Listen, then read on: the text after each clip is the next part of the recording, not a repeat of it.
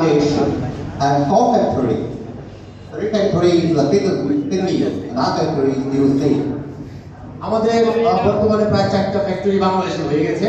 3টা আমাদের শুধু ফিড উৎপাদন করে, আরেকটা আমাদের poultry farm. Yes, sir. Okay, now our most farmers know this month is our feed price increase. Feed price increase. Why? Because our roommate, all in Bangladesh, all in world, roommate price is raised. Our neighbor have promised our feed quality, so I will also increase the price. But I think the local factory, the feed quality may be some decrease because they have no roommate. আপনি মানে জেনে হয়তো খুশি হবেন যে গত মাসেই অনেক কোম্পানি ফিডের দাম বাড়াইছে, কিন্তু আমরা সবার শেষে খুবই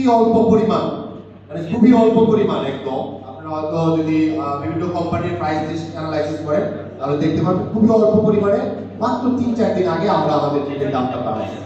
এর একমাত্র কারণ আমরা আমাদের ফার্মারদের কাছে কমিটেড, উনি সহ ফার্মারদের কাছে কমিটেড যে আমরা আপনাদেরকে হায়ার কোয়ালিটির ফিড দেবো, সর্বোচ্চ মানের ফিড আমরা আপনাদেরকে দেবো। এই জন্য আমরা যে ধরনের র মেটেরিয়াল, এখানে ছবিতে আপনারা দেখতে পাচ্ছেন যে ধরনের র মেটেরিয়ালস আমরা ইউজ করি, এগুলি প্রায় ম্যাক্সিমামই 90% দেশের বাইরে থেকে আসে। বর্তমান বিশ্বের যে প্রেক্ষাপট, এটা আমার চেয়ে আরো বেশি ভালো নজরে আসে, কিন্তু সেই সাথে সাথে উনি বলতেছেন লোকাল যে সমস্ত বাংলাদেশি কোম্পানিগুলি আছে তারা এই ধরনের উন্নত মানের র মেটেরিয়াল পাচ্ছে না। সুতরাং উনি বলতেছে যে নেক্সট ডে বাই ডে হয়তো তাদের ফিড কোয়ালিটি আস্তে আস্তে নিচের দিকে যাবে, কিন্তু আমরা আপনাদের কাছে প্রতিশ্রুতিবদ্ধ, যার কারণে আমরা যে কোনো মূল্যেই হোক আমরা আমাদের র মেটেরিয়ালস আমরা ঠিকই আমদানি করতেছি।